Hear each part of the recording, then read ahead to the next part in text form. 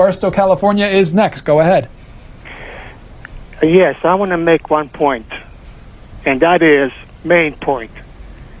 Alexander the Great was not a Greek. He was Macedonian. Macedonians are Slavic race. And there was a fight between Philip, his father, and Greeks. Because Greeks want to expand north, he kept them at bay. And the other point that when I studied Western history, they keep saying that Greece is Westerners. Greeks did not come from west. They came from east. And that's my point. Very good. You've touched on a couple of the most interesting conversations that are, and sometimes heated debates, that are taking place among scholars of Bronze Age and early Greece today. I think that at the moment, the consensus among most scholars of ancient Macedonia is that the language, the linguistic affiliation of the Macedonians is Greek. It is certainly true they spoke their own dialect of Greek, and that people in mainland Greece sometimes, in fact, had trouble understanding what Macedonians were saying, and vice versa. There certainly was a good deal of marriage between mainland Greece families into the nobility among the Macedonians. And there certainly is no doubt that by the time Philip comes to the throne in the 350s, that he is presenting himself both to the Macedonians and to the Greeks as a Greek. What he is claiming is Macedonian preeminence, that is, the right to rule over the rest of the Greek world. Mr. Chog, what's your response to the claims that Alexander the Great was not Greek? I'm a bit distressed by claims that he wasn't Greek, because it's perfectly obvious that he spoke Greek as his native language, and it's perfectly clear, actually, from the sources that the kings of Macedon ultimately were people who came from southern Greece. There are a lot of stories about that. It's a little bit silly from my point of view for people to claim that he isn't Greek. Όταν ερχόμαστε εδώ στην ΑΜΕΑ και έχουμε μια μακεδονική πια μορφή κτηρίου που σημαίνει ότι οι Μακεδόνες ήταν εδώ, αλλιώς πώς θα έγινε αυτό? Σημαίνει ότι οι Μακεδόνες είναι Έλληνες. Διότι μόνο οι Έλληνες μπορούν να λάβουν μέρος. Δεν έχουμε άλλα. Εν Μακεδονία, εν Αμφίπολη, Πέρσας Νικολάου. Εδώ είναι η ίσια επιγραφή. Εν Μακεδονία, εν Αμφίπολη, Πέρσας Νικολάου.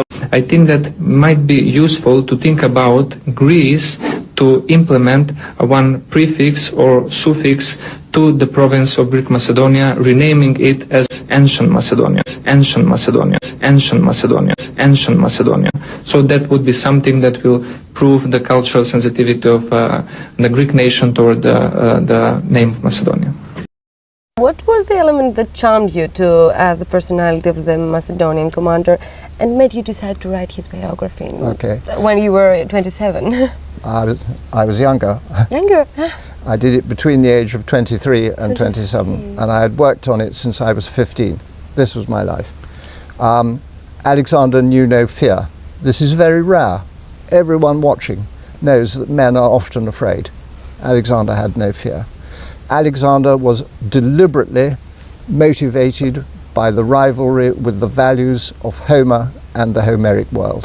This is not some distant fantasy. Macedon had a style of life close to the world of Homer. Which do you think is the most unshakable argument of that, which proves that Alexander the Great was Greek? Because there's a lot of There are so many. He spoke Greek, he was descended from Greek parents, he worshipped the Greek gods, he lived here in Greek Aegae, near Greek Pella. where do I begin? He loved all Greek culture, he read Greek books, that was his language, with a Macedonian accent, of course, like people speak with a Cretan or an Arcadian accent. Alexander was Greek, that is it. Yeah. You made a reference yesterday about Skopje. Yes. Well, I will say it again. For Skopje to claim that they are the birthplace of Alexander the Great is as ignorant as if in Skopje they were to say that Oxford University is really in Belarusia and Shakespeare was born in Minsk. There is no evidence for it at all. Let's be generous for one moment. They may want to be part of Alexander's world, and we should respect that and encourage it. But they are nothing to do with his homeland. They must remember they were on the margins. Some of the cavalry perhaps came from Paeonia on the edges of Skopje. But Alexander himself, it is nationalist nonsense to annoy Greece. Is there progress in archaeological research? Are there chances to find his grave? I don't believe we will, but I never thought we would find Philip's tomb. It is down in a deep level, perhaps the ruins in Alexandria below the street plan, and it has been destroyed and looted at the end, I think, of the 4th century AD. But life is full of surprises. Was Alexander of Macedon, who became known as Alexander the Great, one of the first and few men in all of human history to be called the Great in his lifetime and throughout the rest of the pages of history. Now, Alexander, when he was 19 years old, his father was killed. His father was killed probably by an enemy. He was killed with a spear through the eye, I believe it was. And Alexander immediately became the head of Macedon. Macedon and the Macedonians were a race or a tribe in northern Greece. They were very tough, very hardy, very militaristic race, and they had conquered and ruled all of Greece. Now, within Alexander's household, within his army and the army of his father, and within the other tribes of Greece, there were an enormous number of enemies, or if you like, market competitors for Alexander's position. So Alexander, as soon as he became the king at the age of 19, found that there were several armies being raised against him and several plots and conspiracies internally being raised to kill him, put him out of the way, and spring free, if you like, the city-states of Greece from Macedonian rule. Alexander immediately took command, as a leader does. He immediately put down the disloyal elements in his own army. He immediately put his army together with his own people in place and demolished the army sent against him and became the recognized and accepted master of all of Greece at the age of 19 and a half. Then he set off on his mission. Now, Alexander, like all strategic planners, had a mission, and his mission was to bring Greek culture, to bring, if you like, the control of the marketplace in the world to under Greek rule, that he wanted to bring Greek culture to all the areas of the world that he could reach. And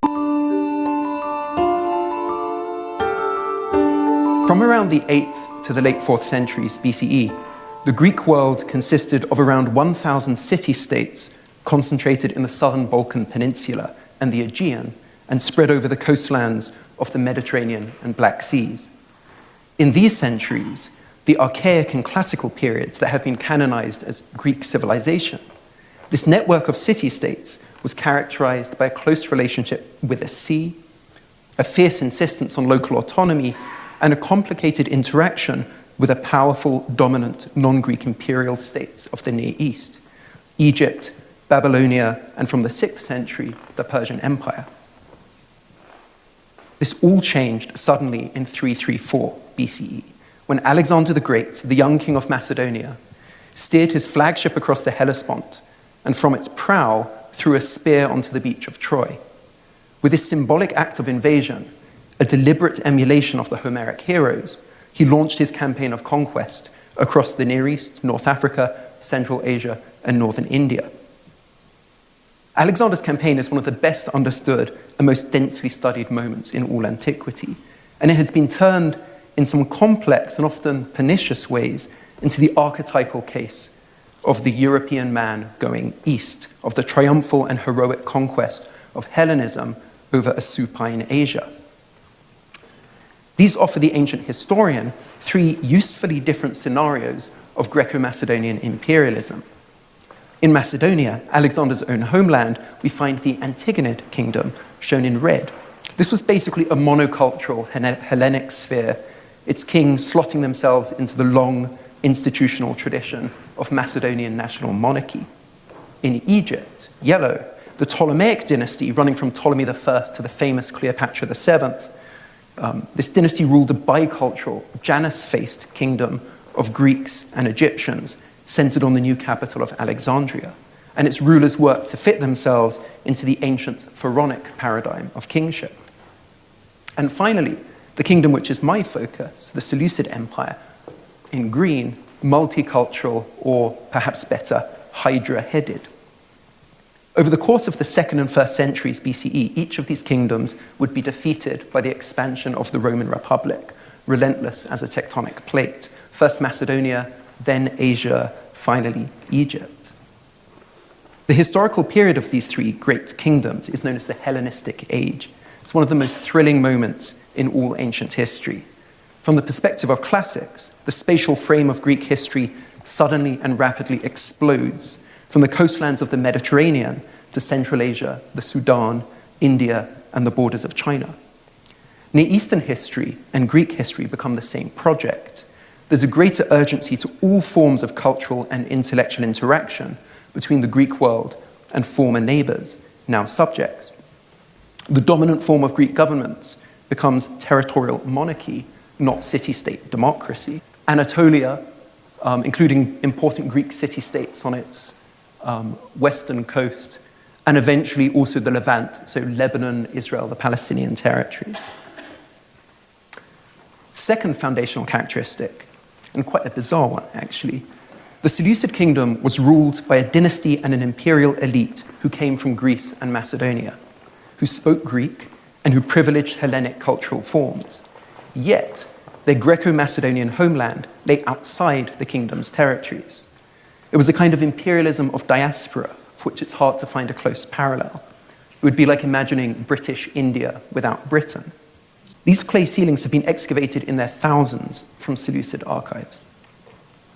Each of these clay seal impressions, which are called bullae, bears on its surface the seals of public administration alongside personal seals of the private individuals who were engaged in the economic activity once documented within. The number of separate seal impressions on a single clay bulla ranges from 2 to 40, so some documents had sort of 40 signatures on them.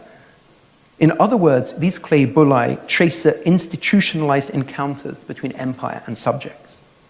Over half of them, around 16,000, prominently bear a standardized impression of a Seleucid-era year date. The shape, size, and content of these seals are uniform across Babylonia. Ovoid impressions with short sides and slightly curving longer edges, carrying a 3 or 4 line Greek inscription. So to give just one example, the one in color at the center of the screen, the stamp's top line identifies the sealed document, which has now been destroyed, as relating to the salt tax on salt trade, halakes in Greek. Bottom line names the fiscal authority, the royal city of Seleucia on the Tigris, on the river Tigris, which I'll talk about shortly. And at the center of the seal, in a much larger script, is the year number. In Greek alphabetic numbers, Itaxai, the year 68. Hi everyone, I'm Ilona Rigulski. I'm a curator in the Department of Egypt and Sudan. I'm also currently working on an exhibition, Hieroglyphs Unlocking Ancient Egypt. Welcome to my corner. Next to me is obviously a replica of the Rosetta Stone. The real Rosetta Stone would be way too heavy to put on this table. It's usually on display in Gallery 4 in the Sculpture Gallery, but is currently visible in the exhibition that I'm working on, Hieroglyphs Unlocking Ancient Egypt. You probably know that the Rosetta Stone helped us to decipher ancient Egyptian hieroglyphs, but the Rosetta Stone is a modern name. The ancient Egyptians, of course, would not have called it like this. They would probably have just called it a decree. We also don't know where it originally was set up. So even though the text tells us that it would have been set up in every important temple of Egypt, we don't know where the Rosetta Stone itself was originally from. The decree was issued on the 27th of March, 196 BC, and during this time Egypt was ruled by the Ptolemaic dynasty, basically by successors of Alexander the Great, who conquered Egypt in 332 BC. And they are Greek-speaking Macedonians who come basically from Greece and who rule Egypt for almost 300 years until Egypt becomes part of the Roman Empire.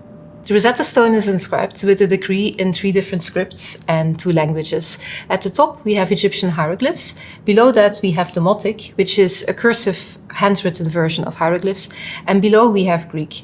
And both hieroglyphs and Demotic represent the ancient Egyptian language, and Greek obviously represents a Greek language, which at the time of discovery of the Rosetta Stone in 1799 was known to scholars, so they could use the Greek text to decipher hieroglyphs and Demotic and thereby unlock the ancient Egyptian language.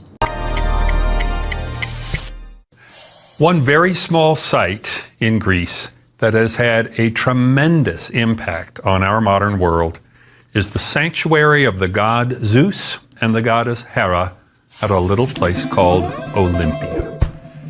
Olympia was named for Mount Olympus in northern Greece, where these 2 gods were located as having their home address in classical times. And we now come to our left, a latecomer among the great buildings of Olympia.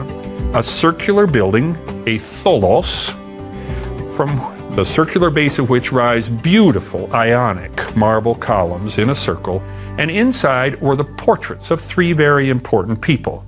Philip II, king of Macedon, in the middle and late part of the 4th century BC, his wife Olympias, queen of Macedon, and their son Alexander, eventually to become known as Alexander the Great. Why are they here? They are here because of that idea that Olympia was a pan-Hellenic shrine. The Macedonian rulers were Greek. They spoke Greek. They were descended from Greeks who had gone north to Macedon and set themselves up as a ruling dynasty over Macedonian tribes.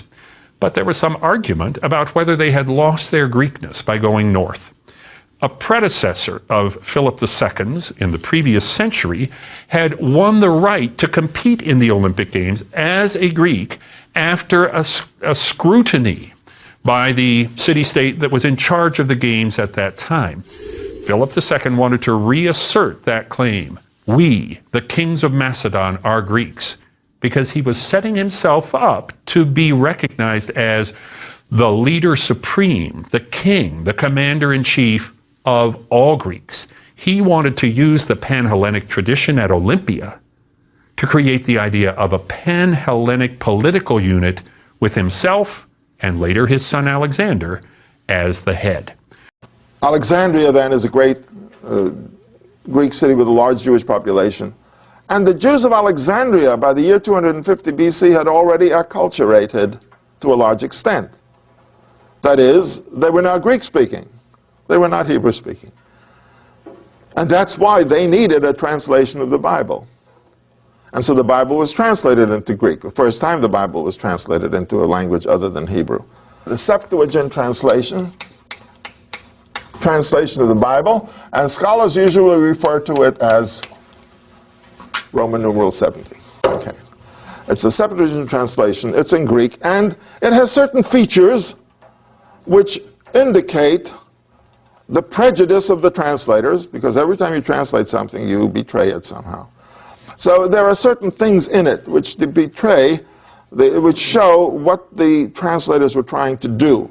And that's revealed also in a letter which was written about that time, a letter called the Letter of Aristeas, written about 200 BC, in which he describes how the Bible came to be translated. And this is the story he tells. It's interesting. This is the story he tells, and with variations it appears in the Talmud. He says, the Emperor Ptolemy Philadelphus II.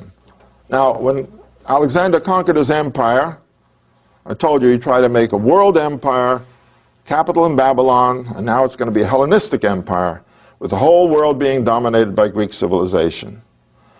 He was not being, he was not being compulsory about it. He just felt that if I established Greek cities all over the empire, and he established 31 Greek cities, they would be centers for the dissemination of Greek civilization, and the people would begin to speak Greek, and it would create a world which would take advantage and enjoy the benefits of Greek science and philosophy and culture and so on. Alexander the Great, by the way, was not just a conqueror, and he was very competent there, but he was also a young man with quite a philosophical concept and ideas, and he thought he was going to create, he thought he would create what he called homonoiete, that is one humanity, all peoples, all nations bound together into one cultural entity. Nice ideas. He had idealistic ideas. But at the peak of this whole thing, and he was trying to really unite the world, fever, 4 days in pain, and died.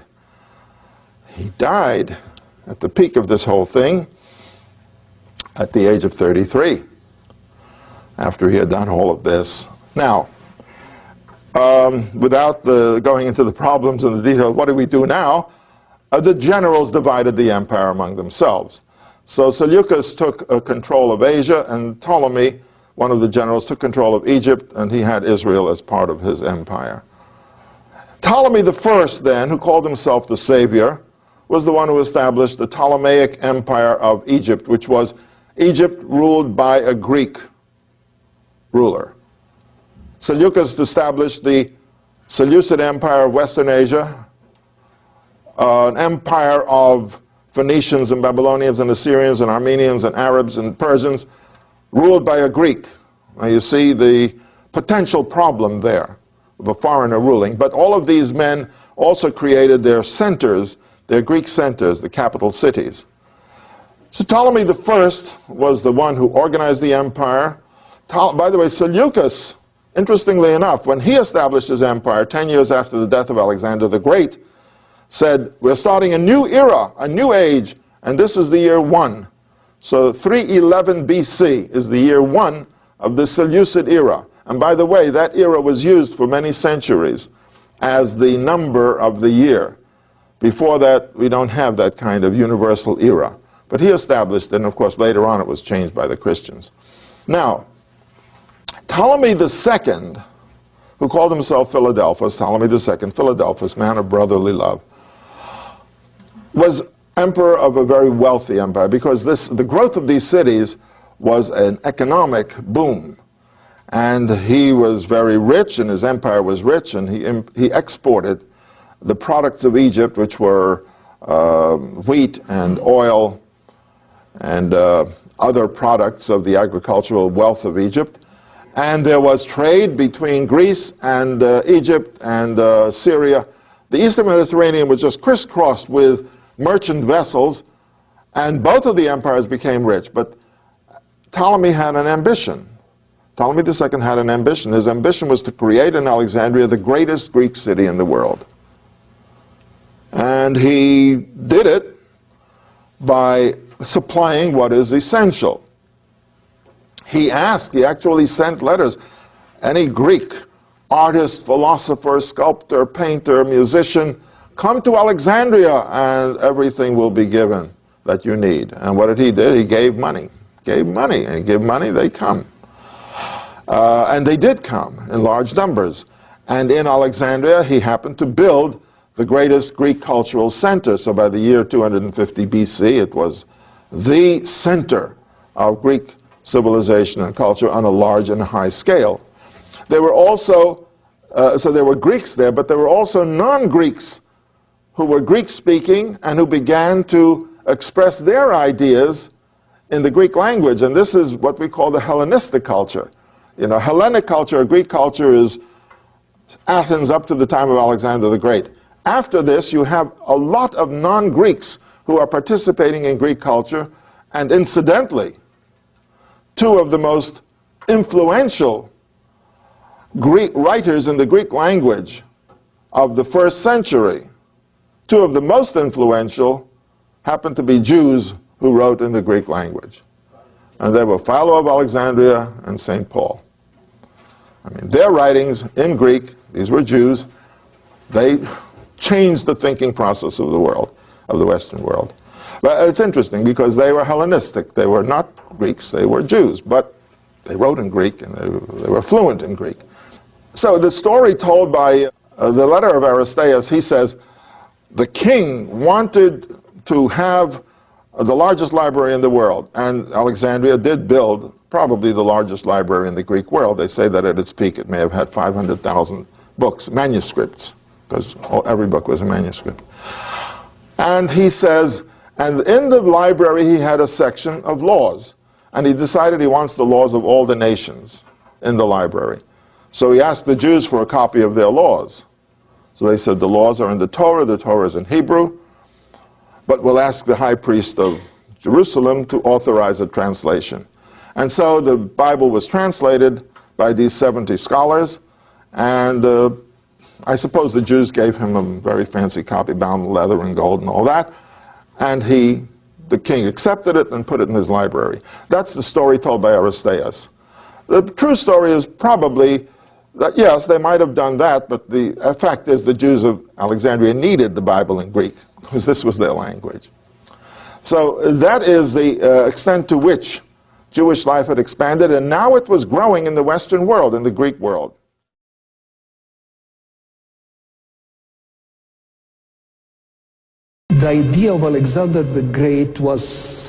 Η ιδέα πως ο Μέγας Αλέξανδρος μας ανήκει ήταν στα μυαλά μερικών περιθωριακών ομάδων μόνον. Ήταν ασήμαντη στα πρώτα χρόνια της ανεξαρτησίας μας. Όμως το μεγάλο πρόβλημα είναι ότι τα παλιά βαλκανικά έθνη έχουν μάθει να νομιμοποιούνται μέσω της ιστορίας. Στα Βαλκάνια, για να σε αναγνωρίσουν σαν κράτος, πρέπει να έχεις ιστορία 2.000-3.000 χρόνων. Αφού λοιπόν μας υποχρεώσατε να εφεύρουμε μια ιστορία, την εφήβραμε. Για τον Μάλευσκι, η χώρα του εξωθήθηκε από την άρνηση συμβιβασμού της Ελλάδας σε μια παράλογη κούρσα στην ιστορία, για να θεμελιώσει παράλογα δικαιώματα σε αυτήν. Jerusalem now enjoyed centuries of relative prosperity and stability.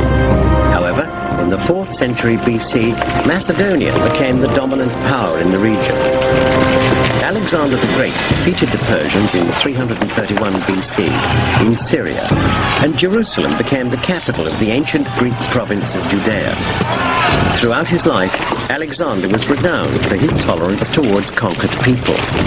The people of Jerusalem were no exception. Under Greek domination, Jerusalem became an important trading center. Many of its Jewish inhabitants, however, sought commercial opportunities elsewhere, such as at Alexandria in Egypt. We're going to now discuss the Hellenistic period. This is a time where the Greek culture has a great influence over the land of Palestine, over the land of Israel, through the conquest of one general called Alexander the Great, who conquered most of the ancient world throughout Egypt and the land of Israel, the land of the Mesopotamians, and even further east. It's just amazing. But what happened was with these conquests, he brought in his culture. Alexander liked to keep the culture that was best reflective of those people that he conquered. So they weren't wiped out. He liked to keep that colorful part of their culture, but also he added with that culture of the region his Greek culture. So the Greek language became the language of trade, the language of what was well known. Okay? Also their art and their design, such as their pottery design. Pottery such as terracotta. Once again, why is it so important? Because archaeologists look at terracotta to determine what time period that we're going to be in. Welcome back. Remember last time we were talking about the Nubians, and for the first time we have Egypt ruled by sort of its neighbor in the Sudan. Well, Egypt continues to go downhill. It's a sad story, but don't be depressed. There are some great pharaohs coming ahead. Egypt is invaded by Libyans. They're repelled by the Nubians. Then we get the Assyrians. Then we get the Babylonians. And then we get the Persians.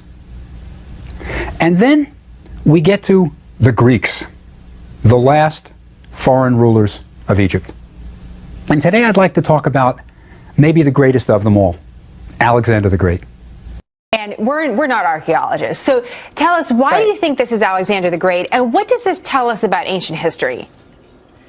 Right. So the mosaic is a panel that's divided into 3 horizontal strips, or what are called registers, that get bigger as you go towards the top. And very typical of art in antiquity, it's telling a story that is meant to be read from the bottom up. And it culminates in the top strip or register, which is the biggest one, with a meeting between 2 very large male figures who are bigger because they're more important than everybody else. One figure who is an elderly bearded man dressed all in white, who I think pretty much we all agree has to be a Jewish high priest, and another large male figure who is younger but also bearded.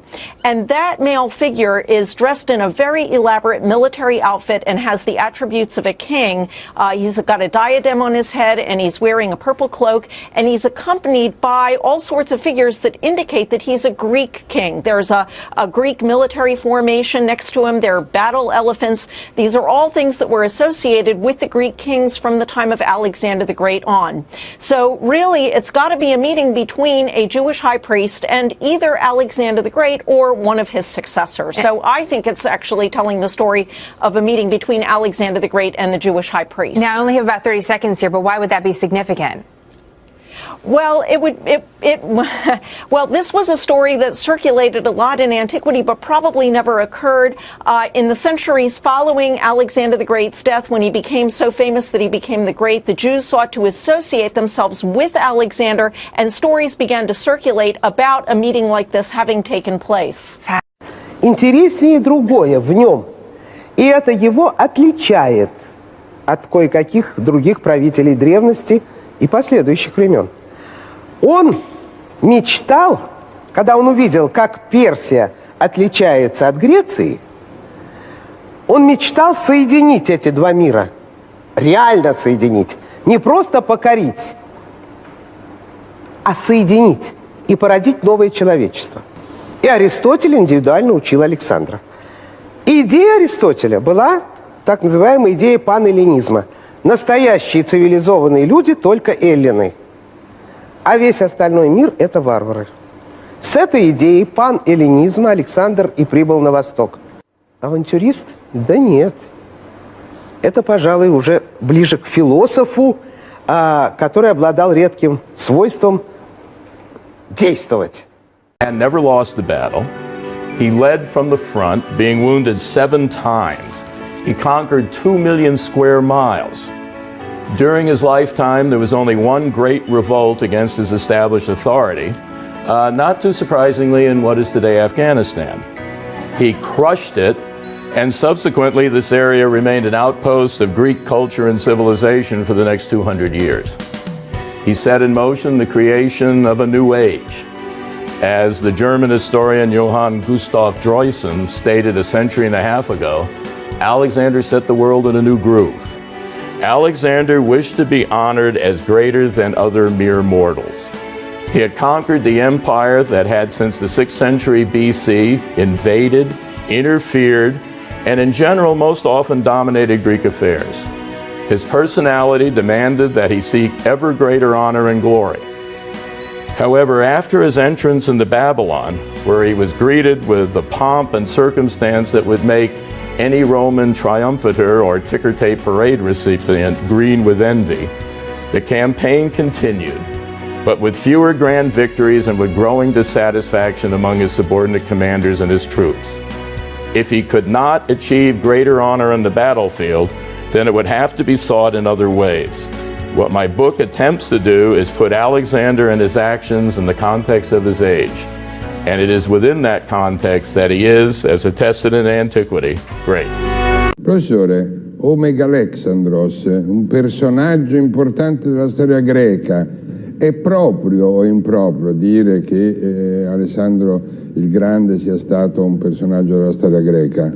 No, è assolutamente un personaggio della storia greca, secondo me, perché noi rischiamo di avere una visione a volte un po' scolastica della storia greca, no? Di identificarla con Sparta e Atene, e poi in realtà soprattutto con Atene, e comunque con le poleis democratiche o oligarchiche. In realtà la storia greca è una cosa vastissima, è una storia anche di tiranni, di esperienze politiche le più diverse, e poi dopo Alessandro è una storia di re che regnano magari sull'Egitto, sulla Siria, ma sono greci, completamente greci. Del resto i greci sono quelli che hanno inventato l'idea di dividere il mondo fra noi e i barbari. E noi chi siamo? Quelli che parlano greco. Ora, i macedoni, sia pure guardati un po' dall'alto in basso dai cittadini delle poleis, perché erano pastori e puzzavano, però parlavano greco. Ma infatti Alessandro in realtà rappresenta la morte del sistema delle città indipendenti, che era il sistema che invece Aristotele aveva conosciuto e teorizzato. Però non dimentichiamo che nel DNA di quei greci delle poleis c'era anche l'idea noi contro i persiani, l'idea che la storia, l'asse della storia è lo scontro fra i greci e i persiani. E in quel senso Alessandro, diciamo così, fa ingoiare ai greci la perdita della loro indipendenza città per città, offrendogli in cambio il completamento vero della loro storia, la realizzazione dei loro ideali. Noi greci, anche Alessandro greco ad onore, ma a quel punto sconfiggiamo definitivamente i persiani e il baratto i greci lo accettano. Macedon is a Greek-speaking kingdom in northern Greece. Those who live in Skopje and say that that is Macedon and Alexander's homeland are as ignorant and outrageous as if someone were to say that Oxford University was really in Belarus. Makedonija mora krenuti iz antičkih vremena. A Makedonija je bila sve ispunila. Pa dobro, sama Ali je nisu odlučila. mogli zbog imena. Ne, oni nisu mogli zbog sebe. Da su želeli, oni bi našli sporazum oko imena i odavno bi bili u NATO i odavno bi pregovarali. Ali Grčka je tražila da se odreknu kako? Makedonije, da se odreknu identiteta, da ne mogu biti Makedonci, pa onda ne može biti ni makedonski jezik. Znate šta, oni su odlučili da nisu Makedonci. Ja, nećete vjerovati, ja razumijem njihov jezik, čak pomalo i govorim makedonski, jer je to slavenski jezik. No, oni tvrde da nisu više Slaveni, oni su od sada Starogrci. Oni su ti koji su Grcima dali civilizaciju. Aleksandar Makedonski je bio taj koji je civilizirao Grčku i sad, ajde, možemo mi u stilu Alan Forda ili Topalovića koji trte taj časni krug, možemo mi i na takav način gledati na budućnost. Ali to što se dešava u Makedoniji, to je neodgovorno. Možete i vi podignuti 120 spomenika u Sahelu. A mi ne dižemo spomenik. A mogli biste. Pa nemaju naši zvaničnici te ambicije još uvijek. Vidite, imate sreću. Zato vam govorim da je to pozitivno. Što nemamo spomenik? Pa eto, ovi podižu spomenike iz onih strašnih vremena. Ne znam da li će krenuti i dalje prema kameno doba, onako da sam ciničan. Ali meni je žao Makedonaca i svih tih podela koji oni tamo vrše na istorijskom osnovu i kada izazivaju Bugare, jer se postavlja onda pitanje za Boga miloga, ko su onda Bugari? Imaju iste svece, imaju iste pesme, imaju iste književnike, imaju iste manastire, iste crkve, sad su jedni Starogrci, a drugi su još uvek Slaveni. Zamislite. What cities existed inside Macedonia were Greek. It was also surrounded by predatory neighbors, Illyrians, Paeonians, Thracians, peoples the Greeks called barbarians. I mean, I honestly don't think anybody in the world thinks that Skopje has anything to do with ancient Macedonia. And so they're creating a sort of a fake propaganda, partly to make themselves feel better, but as much to draw tourists. 100% for sure that the Macedonians were Greeks. Macedon was a part of Greece, but it was also somewhat distinct and different from the rest of Greece. The Greece of the classical world and of the south and central parts of the Greek peninsula was an area made up primarily of city-states, polis as the Greeks called them. Small areas centered around a particular city, each governed by either a democracy, where virtually all the citizen men were members of the ruling group of that society, or oligarchies, where the franchise was restricted to a narrower group, say the aristoi, the aristocrats, or the wealthy merchant class in Corinth, for example. Macedon was actually unlike either one of these models, because Macedon was a kingdom. located in the northern part of the Greek peninsula, and it was a kingdom where power was not strongly centralized in the hands of the Agiad dynasty, the family that provided the rulers of Macedon. There were, in fact, inland areas, we can call them cantons or fiefdoms if you like, where local barons ruled sometimes almost independently. These were the barons, the ruling class, the aristocratic elite, if you like, of Macedonian society. Now, the Greeks themselves were interested in the question of what makes a Greek, and were the Macedonians Greek? Well, we fortunately have a guide to the way that the Greeks understood their own ethnicity. Herodotus tells us in a celebrated passage that there were 4 ways of determining who was a Greek. And in Herodotus's formulation, the elements that made up your ethnic identity were your blood, expressed in genealogy, who was your father and who was his father, the language that you spoke, the religion that you followed, and the customs that you used in your daily life. So let's use these Greek criteria to look at the Macedonians. Well, first of all, on the question of blood, the Greeks expressed their Greekness through a series of heroic genealogies so that every Greek could claim descent from a heroic forefather. And eventually, above all of these, at the very beginning of all these genealogies, was Hellas, the man from whom the Hellenes, the Greeks, took their name. Now, the Macedonians were a part of the heroic genealogy of the Greeks, but they were out on the very edge of this genealogy, as if the Greeks of, say, Athens and Thebes and Argos and Sparta thought of the Macedonians as being distant cousins. Greek, but Greek with a question mark, perhaps. What about language? Well, our best evidence here is from the inscriptions and the many personal names that we know of individual Macedonians themselves. And here we can state fairly safely that the Macedonians appear to have spoken Greek. That's certainly the language they used for their inscriptions, and the names of the individual Macedonians are Greek names. So it looks as if, from the point of view of language, the Macedonians spoke a dialect of Greek. It may have sounded a little odd to people down in Athens, but it would have been intelligible and understood. What about from the point of view of religion? Well, once again, we find the same mixture of both Greekness and non-Greekness contributing to the Macedonian identity.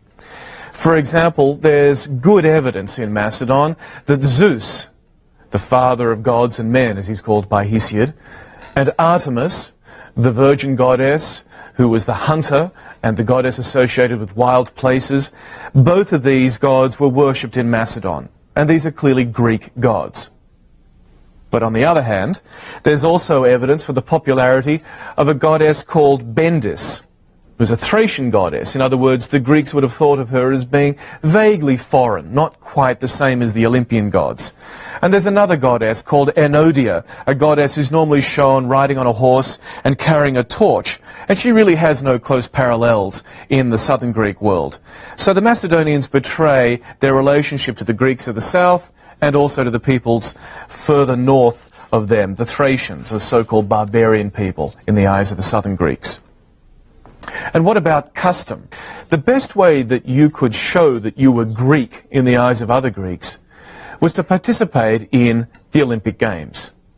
The Olympic Games were one set of what are called the Pan-Hellenic Games, games that were held every 4 years, but were only open to Greeks for participation. So if you could participate there, it meant that the judges of the games, who were in fact known as the Greek judges, the Hellanodikai, it meant that in their eyes you were Greek. Now, a Macedonian king, Alexander I, wanted to participate in the Olympic Games, and when he went to Olympia, on his first try, he was rejected by the Hellanodikai, the judges of the Greeks. Why? Presumably because they didn't believe he was really Greek. And so what he had to produce was a family tree that showed that his family, the ruling family of Macedonia, was in fact related to the Argives. So it had a good Greek pedigree. On Alexander the Great. So happily I did, and what I did was, of course, I have myself never been in any doubt whether he was Greek and the culture that he embraced and spread was Greek. That was we know the Macedonians were fundamentally Greeks. That is to say, they were Greek speakers, and ethnically, if there is such a thing, they were Greek. The Macedonians, on the other hand, claimed very proudly and powerfully and insistently that they were Greeks. They were imaju doduše tek posle Drugog svjetskog rata i svoj jezik, ali to što se u Skoplju radi i što se povezuje sa nekom antičkom istorijom, sa Aleksandrom Velikim, je prosto naučno neutemeljeno. Мы, македонцы, супер-эллины. According to Plutarch, Alexander's mother Olympias was a princess of the royal house of Molossia in Epirus. Molossus, the man after whom the dynasty was named, was the son of Neoptolemus and Andromache. Neoptolemus, you may remember, was the son of none other than Achilles. Therefore, Alexander was a direct lineal descendant of Achilles, the hero of the Iliad, the national epic of Greece. On his father Philip's side, Alexander was a descendant of a man named Coronis, who was a descendant of Heracles. Heracles, you may remember, was famous for his 12 labors that he had to perform in order to atone for the murder of his wife and children. Again, another great hero of Greece's mythological past. So on both sides of Alexander's family tree, he was descended from great heroes of Greece's past. And Plutarch says that all of this was agreed upon. Why is all of this significant? Mostly because it provides a source-based answer to what has become one of the most controversial and politically sensitive questions about Alexander of the modern world. That is, what was his ethnic identity? If Plutarch and his sources are correct, Alexander, on both sides of his family, was descended from certifiable Greek heroes. Конструкт полека се клати. Така тој толку абсурден, не доведе до внатрешен стрес и фрустрација да е срам да кажеш дека имаш словенски јазик и да се повикаш на Блаже Конески и дека имаш словенска култура. Една мала група на хоштаплери, историски и партиски ништожници успеа да наметнат низ медиумите една хистеричен дискурс околу идентитетот, кој нанесе голема штета на државата. Они ја претворија Македонија во овој мал, ја би рекол, нивен проект, нивна абсурдна мисија за земја да подсмев. И сега практично ни се смеат по сите линии. И тој срам некако привршува, бидејќи во книгите, овие што се историски бележници, европски и наши, ние сме македонски словени, ја населуваат воглавно оваа територија и они така не учат. Грешката фройдовска на Бели, не знам дали е тоа планирано, не знам дали е случајно омашка, не знам дали е намерна, али е тоа она што они учат. Хоштаплерски концепти за историја не може да го решат, бидејќи хеленската култура е сепак проблем за нас, таа е дистантно различна. И се обидуваат да ги направат македонците супер старословени, кои уствари не дошле, него биле тука, па таков јазик имале. Значи тој хоштаплерање и халуцинација оди до безсмислено од почеток, но оди до абсурдни, тотално абсурдни фатаморгани. Сега, таа приказна е да го решат хеленскиот корен суштински на старомакедонската. Само дилетант, само будала може да зборува за македонска култура, македонска историја во предисториско време, во неолит или во палеолит. Тоа во нормални земји би требало да служи како дел од пародии или комедии. In 2006 and onwards started with a complete process of trying to change the identity, to insert ancient DNA, to say it. So change our collective memory of a Slavic nation, to create us into something that would be ancient Macedonian nation, which was Greek. So a very crazy attempt to create this Slavic nation into a Greek nation. And that caused great confusion within the state.